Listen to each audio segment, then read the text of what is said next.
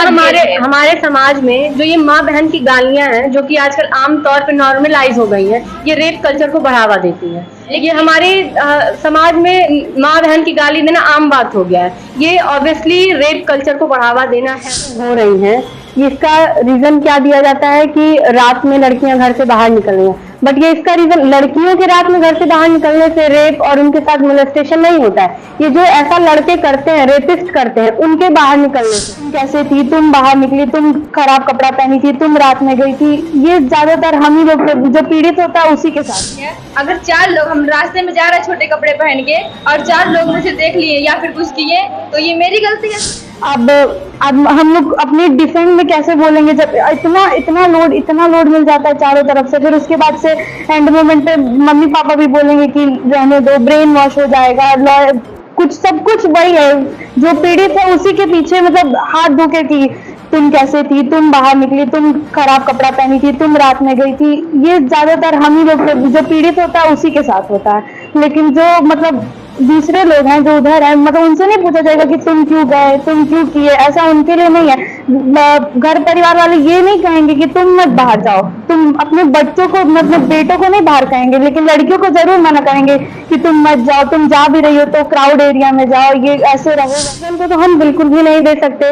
और जो व्यवस्था हमारे गोरखपुर में, यूपी में बनाई जा रही है, ये तो फिर भी ठीक है। हमारे यूपी में जैसे अभी क्विक एक्शन लेना जाना शुरू किया जा रहा है, बट ओवरऑल कंट्री में, ओवरऑल इंडिया में तो नहीं लिया जा रहा है।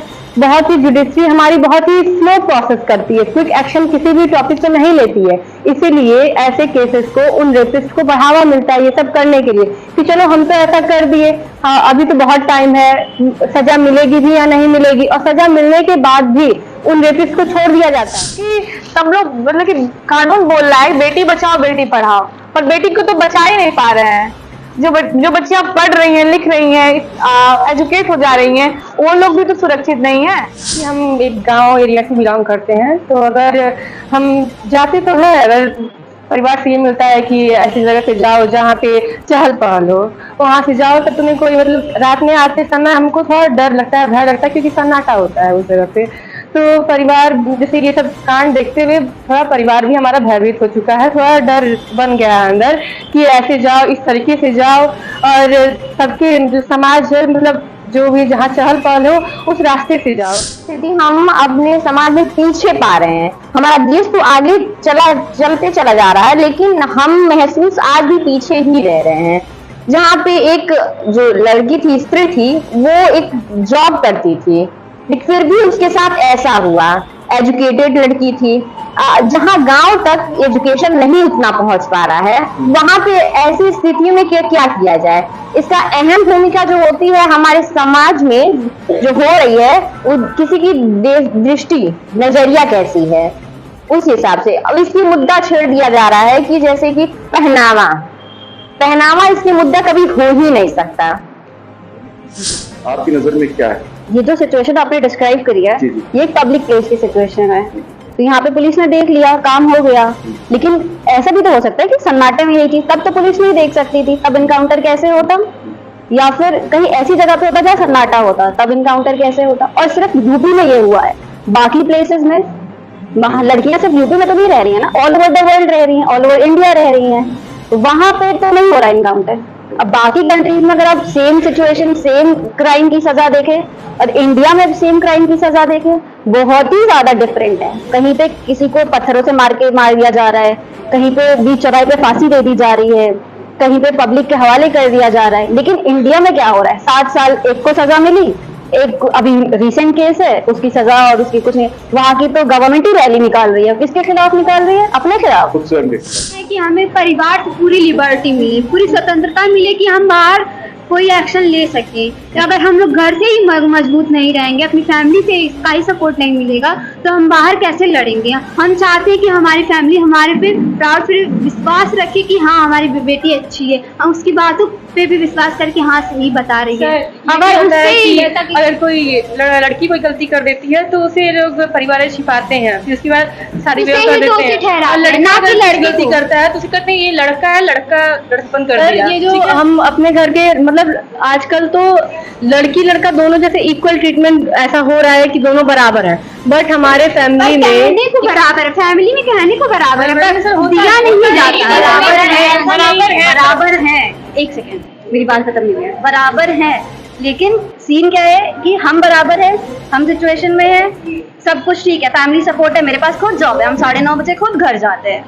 लेकिन पॉइंट क्या है, फैमिली सपोर्ट है, सब कुछ है, लेकिन उस लड़का नहीं कहेंगे, हम रेपिस्ट कहेंगे। उस रेपिस्ट का क्या सीन है, उसको तो नहीं पता है ना, वो तो जो कर रहा है वो तो करके चला जाएगा, बाद में फैमिली सपोर्ट आएगा बाद में। हमारे समाज में जो ये माँ बहन की गालियां हैं, जो कि आजकल आम तौर पे नॉर्मलाइज हो गई हैं, ये रेप कल्चर को बढ़ावा देती है। ये हमारे समाज में माँ बहन की गाली देना आम बात हो गया है। ये ऑब्वियसली रेप कल्चर को बढ़ावा देना है सर। और इसमें अहम भूमिका परिवार का होता है कि वो अपने बच्चे को हर एक छोटी गलती, पहली गलती पे टोक दे, तो ऐसा हो नहीं होगा। घर में भाई तो होंगे ही, आप लोग उतना पूछा जाता है जितना कि आप लोगों से? इसमें भी ऐसा क्यों? ऐसा क्यों? लड़का है, इसमें भी बहुत कारण है। यदि जिस लड़कियों को स्वतंत्रता दी गई है तो वो उसका दुरुपयोग भी की जा रही है। हम सारी गलती लड़कों को नहीं ठहरा सकते, जरूरी नहीं हर लड़का सही गलत ही हो। कुछ लड़के जो होते हैं वो सही भी होते हैं और कुछ लड़कियां भी होती हैं गलत भी होती हैं। ये है रेप होने का, और लड़कियां लड़कों से भी सारे लड़के एक जैसे नहीं होते हैं। हाँ, ये हम मान रहे हैं कि all mens are not same, सारे लड़के एक जैसे नहीं है, बट हम ये जानेंगे कैसे कि सारे लड़के एक जैसे नहीं है? क्योंकि समाज में तो हम यही सुने हैं, हम यही देख रहे हैं कि अकेली लड़कियां रह रही हैं। अगर जिसके साथ हम काम कर रहे हैं, वो कर रही थी ना काम, डॉक्टर जो कर रही थी ना काम, 4 साल 3 साल 10 साल की ना, 10 साल की ना, उनको बाद में पता चला ना कि अरे वो वही लड़का था, वही है इंसान जो मेरे साथ वही गलत है, तो क्या करेंगे? एनवायरमेंट को देखना चाहिए, पहले ही हमें सतर्क होना चाहिए। जैसे हमें पता नहीं है कैसे, जैसे कि अब हार नहीं पता चला वो साइको था, हार नहीं पता चला वो साइको था, तो इसमें गलती ये कह रही है कि वो साइको था, तो ये घटना होने के बाद पता चला ना कि वो साइको था। अभी हम लोग के साथ अचानक से बाहर, हम लोग अपने कॉलेज से बाहर गए, अगर हम लोग के साथ कुछ हो गया तो इसमें एनवायरमेंट की गलती है? फिर नहीं ना, समाज की गलती है, हमारी दृष्टि की गलती है। हम लड़के इसमें, जैसे लड़के सरकारी नौकरी की तैयारी करें, उन्हें गलती से फंसाया भी जा रहा है। ऐसा नहीं हम कि सब लड़कियों से हम मान रहे हैं कि हो रहा है गलत, कि फिर अच्छा लड़का अच्छे घर से बिलोंग करता हो या फिर अच्छा जॉब करता या हो, फिर अच्छी पढ़ाई करता हो, उसको कैरेक्टर को कम करने के लिए गिराने के लिए। अलग घर से रहती है ना, उनको परवरिश नहीं अच्छी मिली रहती है, उनको ऐसा लगता है कि सर अगर वो अच्छे घर से बिलोंग करता है तो सर अगर हम उसको फंसाएंगे तो मुझे पैसा देगा। सर ज्यादातर मकसद लड़कियों का ये रहता है, कुछ लड़कियां रहती हैं जो गलत पैसा रहती लेगा। पारिवारिक। ये जितने भी हेल्पलाइन नंबर हैं जो महिलाओं की सुरक्षा के लिए बनाए गए हैं, क्या इन नंबरों से आप लोग संतुष्ट हैं? कभी आपको किया है?